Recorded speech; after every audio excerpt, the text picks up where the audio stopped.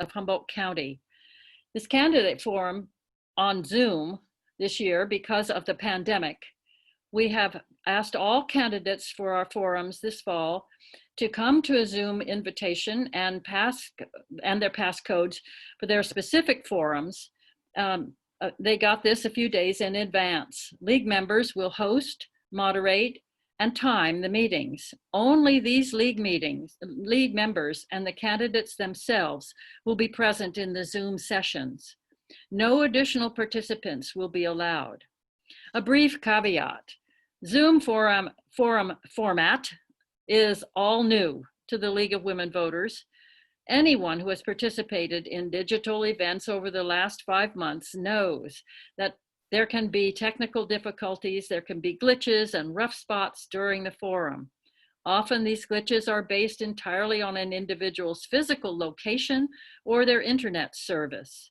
We urge candidates and viewers to please be patient and understanding. If someone's screen freezes or a speaker's words come out strangely, a participant gets bumped off and has to rejoin, please, kindness and a sense of humor are essential here. This forum is being recorded and aired for anyone to view on Access Humboldt and YouTube. Links to the recorded forums and schedules will be advertised and made available to the public by the League. This video recording is the property of the League of Women Voters of Humboldt County. The link to the video may be shared, but no portion of this video may be used for promotion or advertising purposes by candidates or by organizations. Tonight, the League presents the candidates for election to the, see if I get this right, Mckinleyville Unified High School School District. No, Arcata.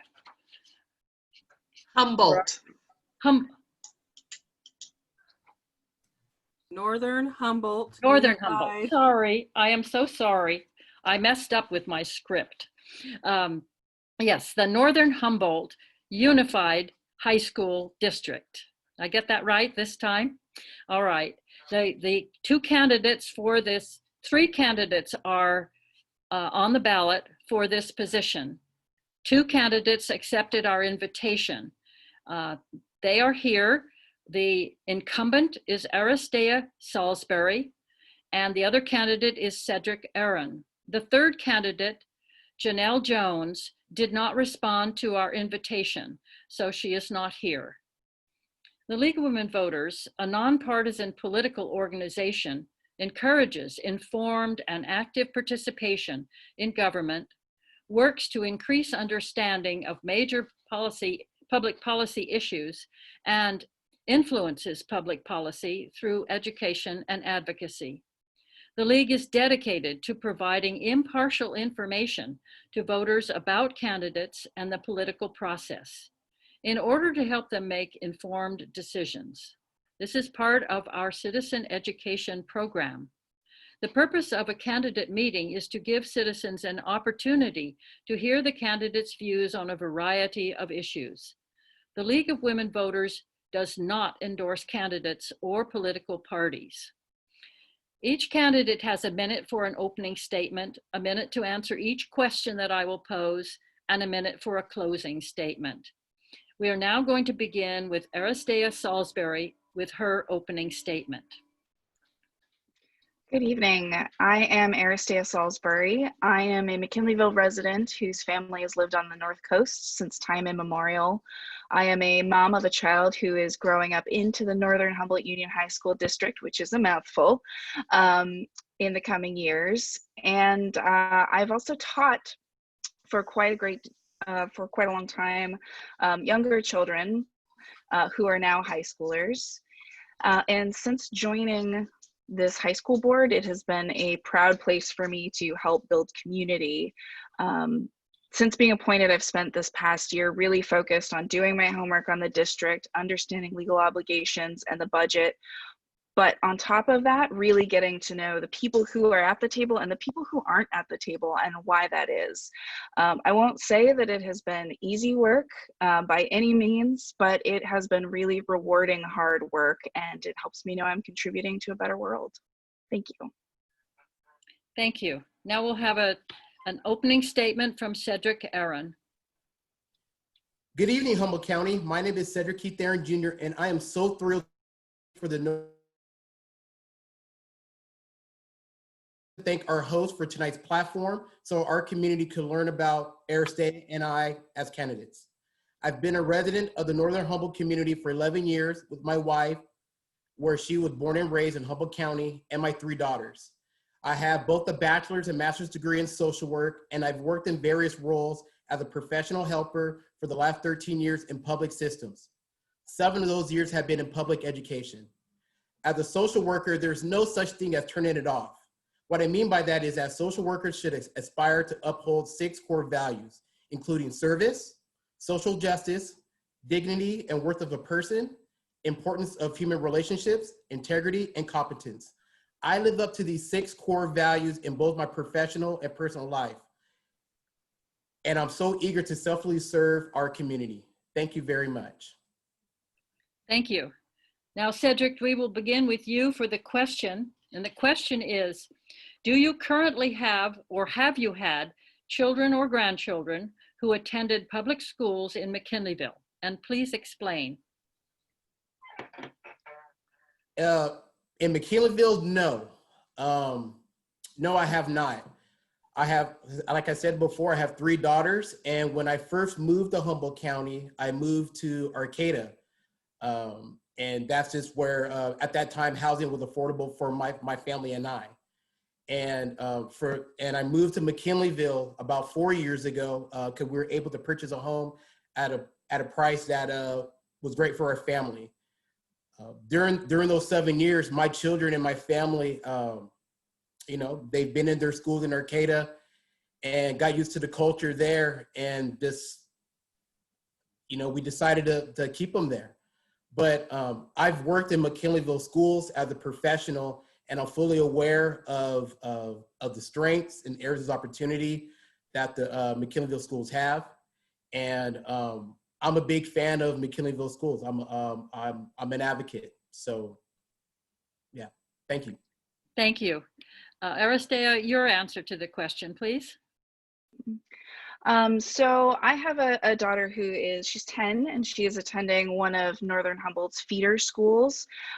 Similar to Cedric, it wasn't until after she was already enrolled in schools that we purchased a home in McKinleyville. And really, we've been working over these past 5 or so years to really build community here in town. The other thing that I will say is that it is only within recent years that I've gotten to fully understand what school choice means and the impact that it has on public schools. And so as that information is becoming a part of my daily knowledge, I am trying to figure out how to both respect my daughter and her connections and uphold a commitment to the community and make sure that we are contributing to the schools in our districts. So it's a journey, but we're on our way. Thank you. So Aristea, we'll start with you for the next question. How many Northern Humboldt Union High School District Board meetings have you attended in the past 2 years? And what did you learn about the position that you are seeking? Luckily, I had to do this math for a question for someone else. As far as scheduled meetings, regular board meetings, and special meetings, it is at least 23, possibly more, just since last September. During the course of those meetings, I don't think I could fit everything I've learned, but what I could boil it down to is the fact that I've learned a lot about the community that comes together with a broad set of knowledge, and the way that everybody in the room, even when our conversations are difficult, everyone in the room is focused on students and their not only academic success, but their social emotional success. And so that makes it easier for me to come in and support the decision making where it needs support. And yeah, there's a lot of great people as a part of this district. Thank you. Cedric, your answer, please. And again, can you please repeat the question? Yes. How many Northern Humboldt Union High School District Board meetings have you attended in the past 2 years? And what did you learn about the position that you're seeking? I would, and this is just an estimate, but I would have to say maybe somewhere between 7 to 9, and that's just a guesstimate. Yeah, and I attended these meetings as a community member. My oldest daughter, she just graduated from Arcata High School last June. And throughout her time, there were definitely issues and things that I needed to be informed as a parent and as well as a community member. In regards to the position that that if elected, that I'd be doing, I feel that as a governing board trustee, that it's really all about being an advocate to support students first, our teachers, our parents, and our stakeholders, and working with the district leadership into just making positive decisions that's gonna be in the best interest of our students. And also at the same time with the folks that support them. Thank you. And Cedric, you're first with this question. How will you bring a more just, inclusive, and equitable lens to the work of the Northern Humboldt Union High School District Board? One, I'm a proud member of the Eureka NAACP chapter. I've been an active member probably for about 10 years, being here in Humboldt County. I'm currently a multicultural specialist with Humboldt State University. So a lot of the work that I do is through, well, all the work that I do is through a multicultural lens. As far as bringing this to the district, again, I'm very active in the community, and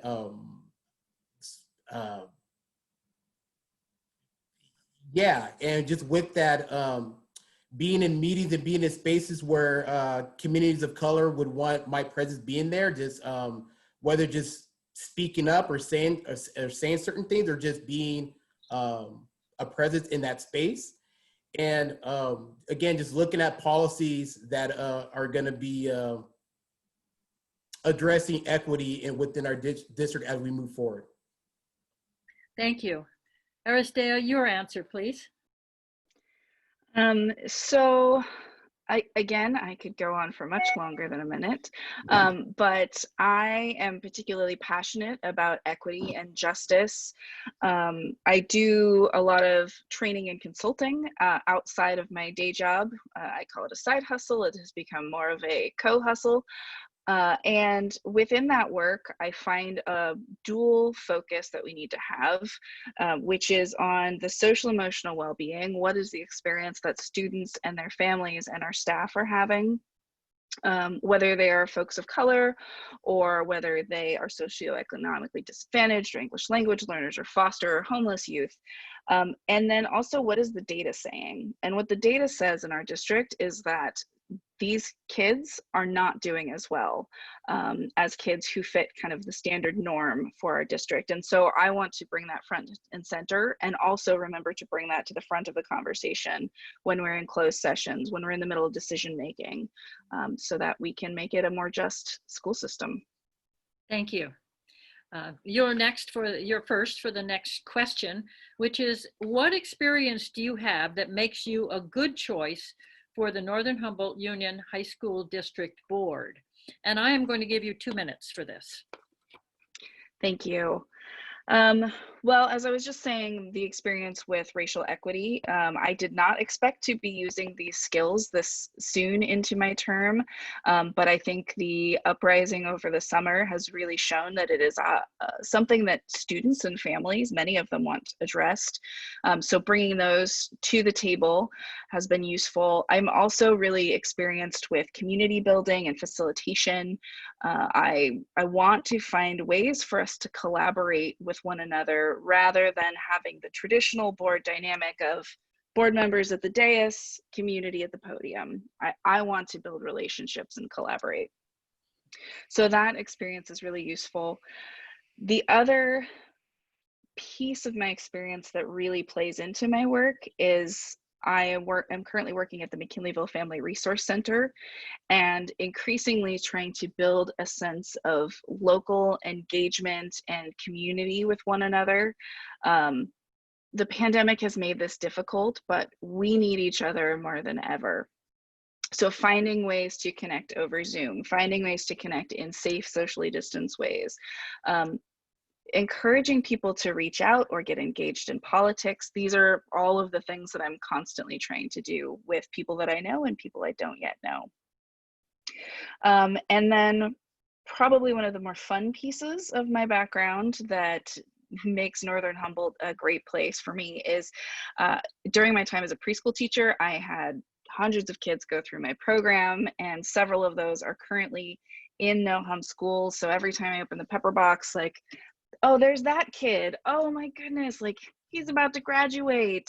And actually, Cedric's two younger daughters went through my program as well. So it's exciting watching them grow up into the school district and having a safe space for them on the other end of their educational experience. Thank you. Cedric, you have 2 minutes for this question. I believe my professional experience is going to be so fruitful for this board. I have an education background in social work, and with that lens, I practice my skill set just with a community-centered, person-centered approach. So when I'm in a space regarding problem solving and decision making, me is not in that space. It's really about who I'm serving, and that is our community and our students. I've also, in my work experience, I've also worked in multidisciplinary systems and groups. So I've worked with doctors, nurses, law enforcement officers, correctional officers, teachers, professors, other counselors, so forth. And we're all different, but being in a room to make decisions that are impacting other people's lives and doing that with integrity, doing that with kindness, and doing that with active listening skills has been fruitful. And again, being on this board is I'm taking that same lens, you know, making decisions that's gonna be impacting lives, not now, but in the long-term future. Personally, again, I'm fairly active in the community, you know. 2 months ago, Aristea brought out with the racial social unrest, and that had led for the district to hold listening sessions for both Arcata and McKinleyville High School BIPOC community. And I was invited to both of those spaces by community members and students. And again, being able to be, as a community member and a professional, I believe I could do the board good. Thank you. Thank you. Thank you. Now, Cedric, you're first for this question. And the question is, what goals and issues will you address on the board should you be elected? Goals and issues.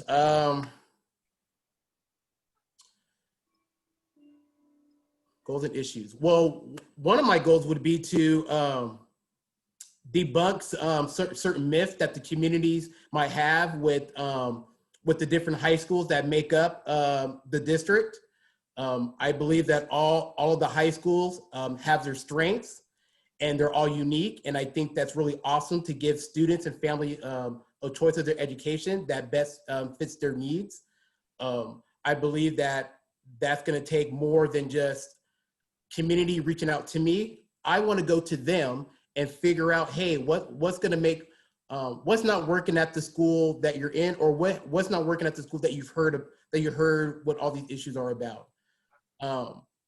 Definitely, I want to address issues as far as racism, you know, and that is a thing that the district leadership has acknowledged. And I want to help not create problems, but be a solution. And again, understanding that racism, especially in our country, is complex and it's complicated and it's not going to be fixed overnight. But for me, being patient and being understanding of where everybody's at, of that awareness, is going to be crucial. Also too, you know, and I also believe that also affects, you know, where folks are sending their kids at school, you know. I think just to continue to highlight all the positive things that each school is offering. Like I know there's a really robust trade program that Jack Shepard had started a few years back. You know, we have an awesome Indian education program that Mckinleyville High is also offering, also throughout the district. And I could go on and on, but my time is up, so I am going to. Thank you. Aristea, you have 2 minutes for this one. Thank you. So I'm gonna start with the elephant in the room within all of our meetings, which is the budget. We are really, really thankful that due to kind of emergency funding that came through this year for COVID, and the state making sure that we are held harmless for the amount of students that we have, and actually we have higher enrollment than we did last year. We're in a good financial position this year, but all of the expert advice that I'm hearing is to prepare for some really rough, lean years ahead. And so I want to start having conversations collaboratively about the budget as soon as possible so that we can figure out where are the places that we could be smarter, where are the ways that we could build up our reserve for a rainy day, because the district has a great track record of having a reserve and being able to get through tough times. I also want to look at the cost of insurance. We are having an ongoing conversation about how are we going to continue to offer our teachers a great health insurance option without it costing them more money. So that's going to take a collaborative effort from both of us. The other big thing on the table is COVID, you know, finding ways to manage distance learning in a way that keeps everyone feeling and actually being safe. It is a very different equation for COVID when we're talking about high schools rather than self-contained classrooms. And we get a lot of feedback from families, and we're just constantly listening, watching the data, taking in more information. So I want to be open to continuing to evolve our approach. And like 15 other things that I jotted down. Thank you. The next question, of course, you're first, Aristea. What motivates you to run for a position on the Northern Humboldt Union High School District Board? That is a great, first of all, shortening our name. Second of all, I am really motivated to be a part of this board because I have such a soft spot in my heart for people who dig into where they are, even if there are difficult situations, and work with other people to make the best of it and have hard conversations and find ways to collaborate. You know, my friend Cedric here, I bet if you looked at our politics, we would be in totally different places, but we share the same values, and we want to take care of these youth and all of the people supporting them. And the No Hum culture is already set up for that type of conversation. It's already set up to have really complex conversations that end up with most of us being able to come to compromise. And that's the kind of place I want to be. We're not here just to make a stand. We are here to collaborate. The other piece of this is really trying to build a better community for those kids that I served previously in my life. I've tried to find a thread between the multiple different careers I've had. I went from early childhood education to project management, and now I'm in violence prevention at the Family Resource Center. And it's all about making this community wrap its services and its offerings around whole people and helping them be whole people. And high school is right at the center of that conversation. How do we help young adults be whole people so that they can go and be hopeful adults as they go out into the world? And hopefully they want to stay here and continue building this community. Thank you. Cedric, your answer, please. And Bert, can you repeat the question one more time? Yes, certainly. What motivates you to run for a position on the board? Yes, so a few months back, I believe it was June the 3rd, the district put out a racial equity statement letter that the district, again, provided to the community after the murder of George Floyd. And when I read that letter, it moved me. It moved me. The murder was just, it was a hard thing. It affected the world. And I was broken, and I'll be honest about that. I was really broken just to see another murder happen in front of my eyes, and having to explain that to my very young children. But when I read that letter of how it demanded that the district address racism, both past and present, and acknowledge that harm has been done even within our own district. And that was telling for me, because I've never ever seen a public school just, hold themselves accountable, like, hey, we've fallen short, you know what I mean? And we're sorry, but they were unafraid and unapologetic. And that really just had me wanting to be a part of a team, a leadership team in the community, to be a part of a group that's wanting to do good work and find answers. I hope with that, as far as what I'm about and representation, I hope that empowers students and families who generally are not a part of these conversations in the school board meeting to be at the table and make sure their unheard voices are heard. And I also am an advocate for teachers. During these last few months, I've heard so much disrespect from our teachers, and it's disheartening. And I just want our educators to know that I have your back, I hear you, and you matter.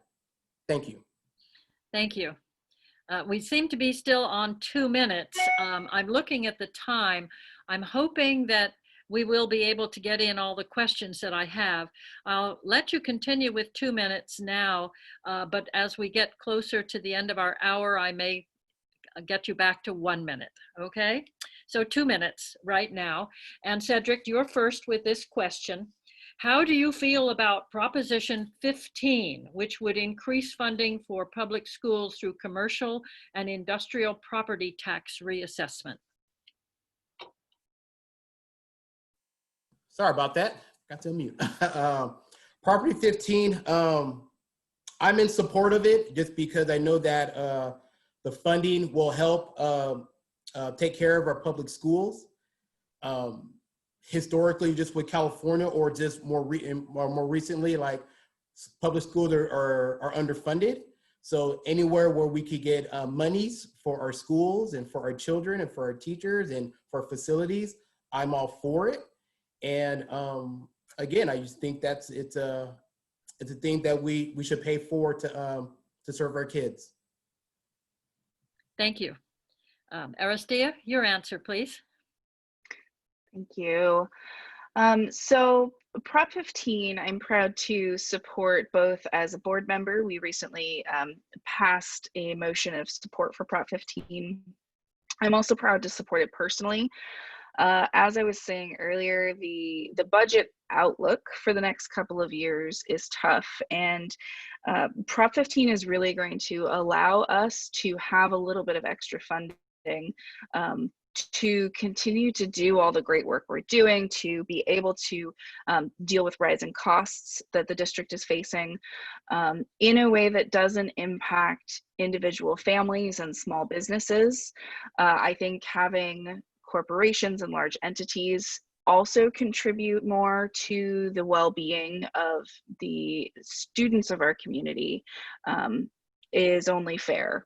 And I'm especially glad that it has the exemption for commercial agriculture, because I think that would have been our biggest local impact. So I think we're in a really good position, and so far so good in terms of support that I've seen. I'm very happy that the governor has chosen to support it as well. Thank you. And Aristea, you're first with the next question. What are your thoughts on President Trump's recent executive orders about race, U.S. history, and what content teachers should be allowed to teach? That is, it's a tough one for me personally, as a Native woman who has grown up in local schools, who has had the experience of hearing history that did not reflect my actual experience, that didn't bring in the local cultures that we had. It has been really hard to unlearn some of those lessons. And it has also been really difficult as an adult to engage in conversations about race and about gender, because I think our students, when we don't have those conversations in schools, we don't have the muscles to have those conversations as adults. Frequently in my consulting work, we're just building those muscles and getting people ready to have those conversations. And it's hard work. So the idea that we can't have those conversations in schools, I think, really forgets the whole groups of youth who have not been able to be their full selves in their classroom. They've not been able to see themselves in their classrooms. And I'm really, really proud of the way that a lot of educators are thinking about their work in a different way. It hasn't had to be a mandate from the board coming down saying, you're gonna teach this way. They're educators who are looking at the resources that are available and thinking about what that means for the students that they care so much about. I understand that there's pushback and a lot of hesitancy about that. It's really hard to think about doing things differently than we've always done them. And I have yet to be in a community that starts having these conversations when it doesn't make relationships stronger. So I really hope that we can continue to have these conversations. Thank you. Cedric, your answer, please. And then Bird, can you repeat the question one more time, please? Yes, I can. What are your thoughts on President Trump's recent executive orders about race, U.S. history, and what content teachers should be allowed to teach? Yeah, it's unfortunate to hear that from our current president. I strongly disagree with that. I know many of our educators here locally who were really excited to explore and dive in with the 1619 project, and also our local Native history and culture within our county. And yeah, I just feel like we're not doing our job by not having the full open book of history. You know what I mean? I strongly believe that it's we're not fully educating our students, and kind of what Aristea said, you know, with the high schools, I feel working with teenagers, it's really disrespectful to look at them as just kids who don't know anything. We're supposed to be uplifting our adolescents and preparing them for adulthood. We're helping them out transition. So the things that they learn in high school and even on the feeder school level, because I also believe that it should trickle down to the feeder schools before going to the high schools. yeah, we're doing these students a disservice, you know, and again, teachers are biting at the bit just to get in and share. And I believe in our educators here in our district that can do that with grace, not inciting, you know, heavy problematic disagreement. I believe that healthy discord would be managed in the classroom. And again, I feel like having board members who support that and support the teachers and our admin is just going to serve the students greatly with the complex situation as provided. Thank you. Cedric, you're first with this next question, which is, what do you like best and value most of the Northern Humboldt Union High School District and the education students receive there? Yeah, again, what I love best about this district is that I love that as a district, I feel like every student can find their own niche. You know, you have the student who wants to do the more of the traditional route, you know what I mean? Taking classes and courses that are gonna get them graduated and move on to a 2-year or 4-year university. Great, you know? But during my time as a juvenile diversion counselor for the district, I've also learned too that the college thing is not for all students, you know what I mean? And with that, we have to support students who choose not to go that route. So again, I mentioned that, and I thought it was just an awesome idea of just Jack Shepard steering the Trades Academy and getting students out in the field, building experience, you know, getting experience, hands-on experience while they're getting in-class education, you know. I'm always happy to hear, you know, like, hey, you know, welders, I mean, y'all gonna make more money than me, you know what I mean? And, you know, I'm gonna drive a car, so hey, I gotta go get my car to get fixed by a mechanic. So I think that's awesome, you know. Again, at Arcata High, I know they have the Arcata Art Institute for students who are into the fine arts. And again, I think that's really great how they integrate, again, just a traditional in-class education with the specialized fine arts program. Again, specialized the Indian education program and having advocates on and off campus supporting our Native students. Yeah, you know, also believe that the district has a robust athletic program. Most of our sports programs are competing not just locally, but going to sectionals. And I'm a huge sports fan, so it's nice to see our students doing great on and off the court. And yeah, and we also have awesome award-winning teachers on the state, national, and local level. Thank you. Aristea, your answer, please. First, ditto to all of that. That's all amazing. And my daughter is very excited to one day get to walk down the street so she can go to McKinleyville High and enjoy those things. You know, also when I think about NoHum and all of the things that it offers, I think about the way that it really embraces its connection to the broader community. You know, all of those activities that Cedric was mentioning, they're not things that are wholly housed on campus. They're things that have partnerships with local nonprofits and agencies. And we also work really hard to recognize that all of our families, they serve so many different roles in our community, and they need support from us. We need support from them. It's always really exciting for me when I get to talk to someone who works at NoHum that's like, oh yeah, I went to this high school when I was a kid. Or, oh, we've got a grandparent who's sending their kid here and the parents went here too. That's the stuff that's like the best part of community building for me. People choosing to stay in and create another generation of relationships.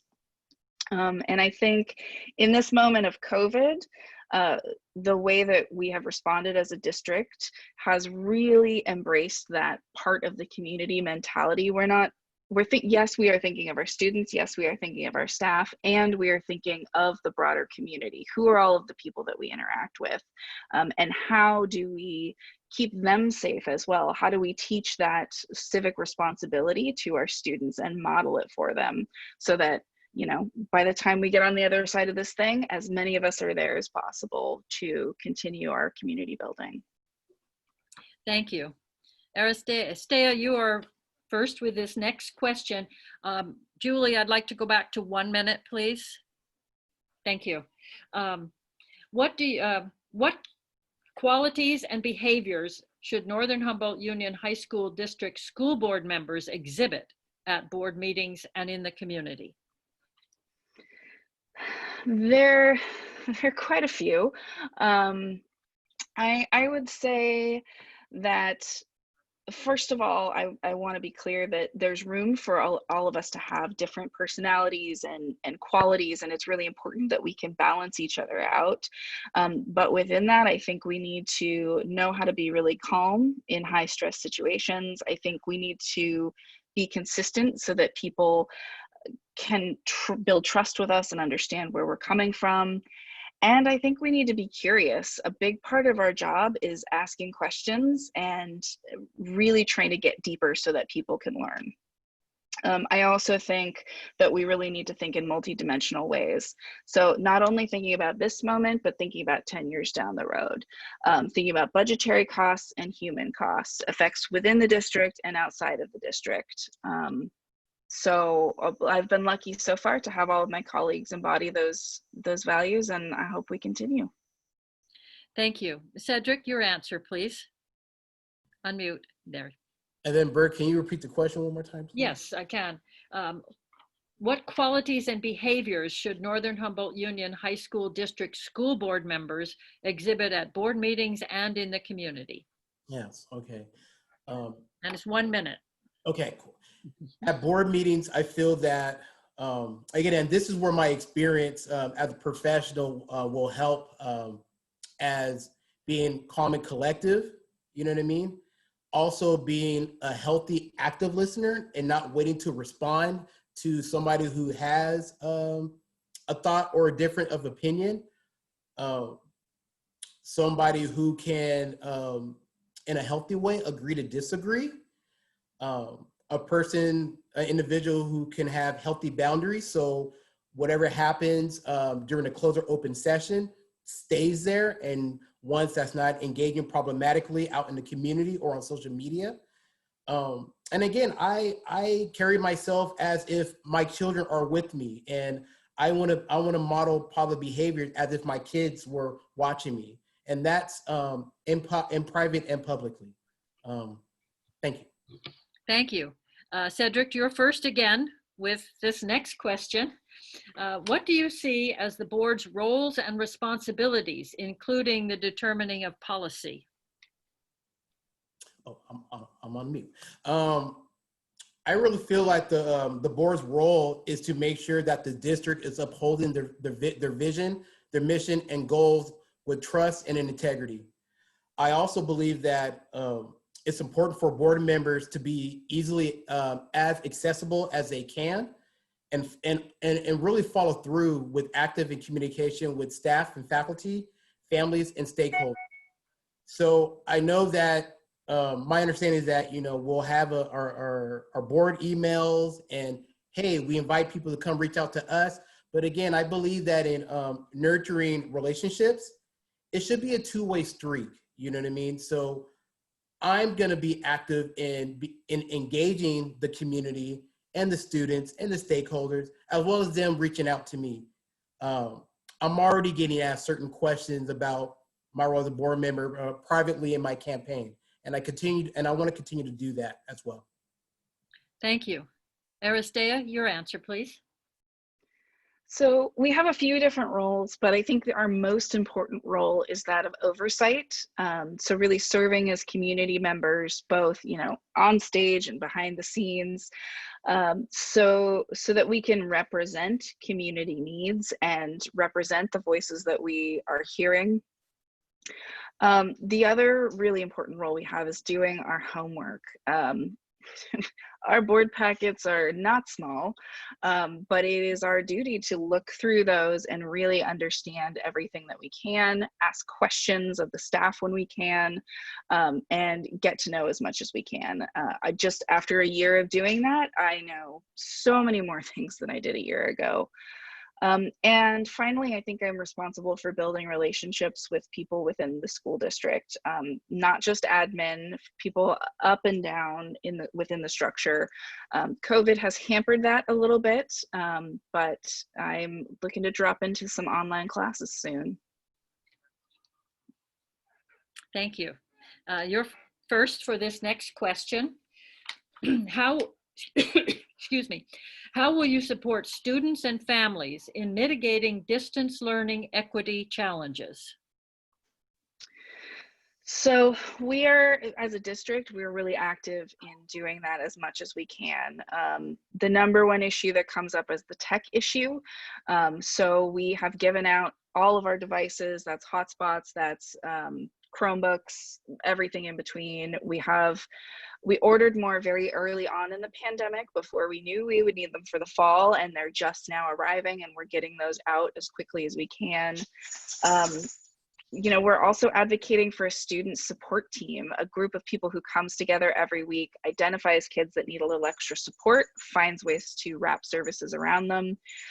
We have a survey that just went out to families that's talking about how distance learning is going, what challenges they have, if families are aware of all the resources that we have. You know, it's not an ideal situation, and our team is really committed to supporting the academic needs and the social emotional needs as much as we can. Thank you. Cedric, your answer, please. And then Bird, can you repeat the question, please? I can. How will you support students and families in mitigating distance learning equity challenges? Yes.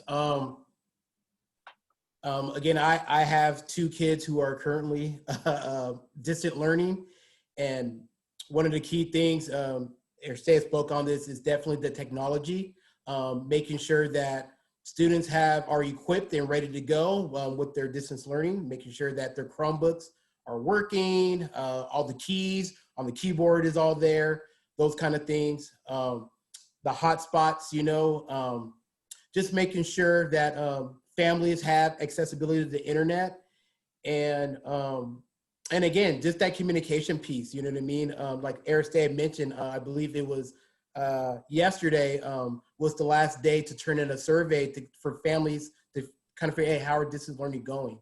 I also am aware of students who have learning disabilities, IEP plans, and need that extra support that maybe they can't they can't receive at home. And again, just having those ongoing conversations of like, what's the plan right now? It's not the end all be all. This is going to be moving and going, and let's work together to figure that out. Thank you. Cedric, you're next for this question. You're first for this next question. What steps would you take to ensure the safety of all students, staff, and the community throughout the pandemic? Yes. Again, as Aristea mentioned, you know, doing your homework and research is very, very important. And the little the research that I've done is that the district has a policy as far as addressing and limiting the spread of infectious diseases. That prevention and education are the most effective means of managing that. So I strongly agree that the district has done that with their decision to do distance learning, at least for this short time, while they get data and information to see what the next steps are, and also just more education around distance learning, you know, and with teachers finding different ways and unique ways to reach out to their class, to their students, you know, whether it's live instruction, whether it's recorded instruction, whether it's, hey, let's just take a class just to talk about and address our wellness, because this is really hard for ourselves and everybody right now. Thank you. Aristea, your answer, please. So you may have gotten a sense of me so far in this session. I'm normally very touchy-feely, but for when it comes to this issue, I'm all about the data. National politics aside, local politics aside, the fact of the matter is that when you look at the data, we are at a risk of moving toward that increased threat level. We have cold and flu season coming up. I've got concerns about the number of staff that we have if we move to in-person. So there's all these different pieces kind of rolling around in the mind.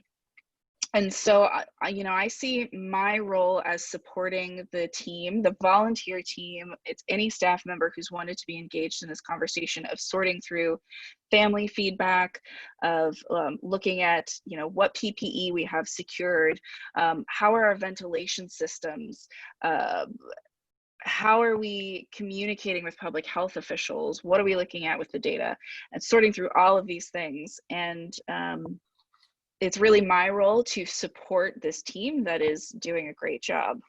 And I could talk for another time. Thank you. And you can talk, but this is another question for you to answer. You're first again, Aristea. What steps would you take to ensure this? Oh, that's the one I just asked you. How will you address civil discourse and open discussion about all issues at Northern Humboldt Union High School District Board meetings? One thing that I have noticed from the public meetings I've attended, not just NOHUM's meetings, is that especially in the virtual world, as we're getting used to this as a format, it is really important to have clear rules, clear understanding of the technology, and being really open about what the structure is with the public. Also, that means building relationships with one another on the governance team. That said, as I mentioned earlier, kind of reimagining what our public meetings look like and open discussion looks like is a goal of mine. I don't want to posit what that is because it would be a collaborative conversation, but I want to be able to engage directly with the public and with staff in these meetings so that we can really remember our shared goals and values and collaborate as much as possible. Thank you. Cedric, your answer, please. And then Bert, can you repeat the question, please? Yes, I can.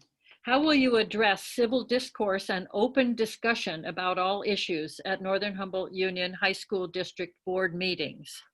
Okay, yes. Again, I go back off to my work experience. I facilitate a lot of groups, like group counseling, group discussions, and those kind of things. And what we start off right out the gate is going over norms and rules and structure. So our goals and purposes don't get lost in meetings and during important conversations that involve decision making. I also believe that, again, just modeling is going to be really, really helpful. You know what I mean? Is that the board members, we're the governing board, and if we are practicing poor facilitation skills or poor communication or not being able to check our personal from our professional values, that's going to be problematic. And I think about as I'm hoping that we have more student and youth engagement in these board meetings, in the board, I want to have a space where our young students can see, like, hey, adults can have a healthy conversation and get some things done. Thank you. This is the last question that we got from the community, and Julie, I'm going to give them 2 minutes each on this question because it's almost 2 questions. How are you working on and looking at your own implicit bias? And what are you doing to help dismantle white supremacist systems locally? And Cedric, you are first. Unmute. All right. Now, thank you. That's interesting because I just took last week the Harvard, the infamous Harvard implicit bias examination that anybody could go online and do for themselves. And I strongly recommend that folks who are working to do it, as well as just doing it personally, because you're going to be engaging with different types of people in the community. As far as that, again, this is where my both my professional and personal experience ties in with the work that I do, working with people. Every interaction is going to impact their lives. You know, whether I have to make an important decision on what services and resources that they're going to utilize, or the type of intervention and tools that I'm going to be given to that individual. And again, that's where daily self-reflection is going to be really, really important. And that's not okay, I'm going to do that one time out of the week and I'm good, or go to a 2-hour in-service and check my box and okay, like I'm woke now and I'm good. No, this type of work is daily work. And Aristea spoke to this earlier, and even in that racial equity statement letter, that they put it on Front Street that they're going to be looking at policies to ensure that not just students, you know what I mean? Because sometimes it's not just the students, it's staff and faculty to really do that work to make sure that their bias is not mixed up in educating and caring for our students. And as a board member, I'm gonna hold admin and our district accountable, and to make sure that that is that's moving forward, as well as getting community feedback where the district is falling short in that area, and presented that to my, if elected, fellow board members. Thank you. Aristea, your answer, please. So to be anti-racist is to, it's not about finger pointing. It's not about saying, oh, that thing you over there did, that, let me get you for that. It's all about the internal work. It's all about how are my actions impacting other people. The issue that I have been most attentive to in terms of my implicit bias, particularly since the pandemic started, is a bias about the English language and the impact that having materials only in English or taking a really long time to get materials in Spanish has on members of our community. From everything I've seen from the Family Resource Center, from public health data, and from feedback from community members, not being aware of our own biases in terms of the language that we use has had a significant impact on the community, and it has long before the pandemic. It's just now it's in focus. So as someone who really works to be anti-racist, I'm consistently looking for those blind spots that I have. And within that, having conversations with other people about those blind spots. Again, when I do trainings, it's not a matter of going in and saying, okay, you got to look out for this term, and when you hear this term, get really upset. It's about building relationships with people who have different life experiences than you, and really being willing to have conversations when you have hurt someone, and be open to that and open to change. I think it's essential that we continue modeling that and holding ourselves accountable in public spaces, so that we can improve the lives of all of our students. This work is not only going to impact students and families of color, this is work that impacts the life skills of every single student and family. Thank you. That concludes all of the questions that we got from your voters. I hope they are all listening and heard your answers to all the questions they sent in. It's now time for your closing statements, and we will begin with Cedric. Again, I just want to thank you, our gracious host, and Aristea, for learning about me as a candidate for the Northern Humboldt Union High School District School Board. Yeah, I have taken the time throughout the year to reflect my time here in Humboldt County. Like I said before, I've been here for 11 years, and it's a great place for opportunity. It's a great place to raise a family. It's a great place to gather and maintain a sense of community. I want that for all residents of Humboldt County, especially those within the district. It takes individuals with the goal to make that first step in creating positive change. That's why I'm running for a seat on this board. I want to help bridge unheard voices with voices that have historically always had a seat at the table. And I strongly believe my education, my experience, and my extensive community service history will help meet that goal. Again, thank you very much. Thank you. Aristea, your closing statement, please.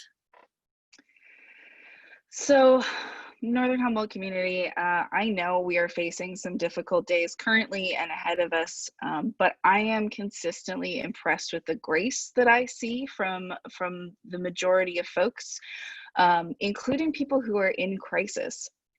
None of us are having an amazing time during the pandemic, but we're finding ways to support the most vulnerable among us. So I am really proud to be a part of a district so focused on collaboration, that's open to trying new things, that's finding compromise among a variety of needs and opinions. I can't promise that every voter is going to agree with every decision that I make, but I can promise you that I will listen, I will do my homework, and I will care deeply about each decision.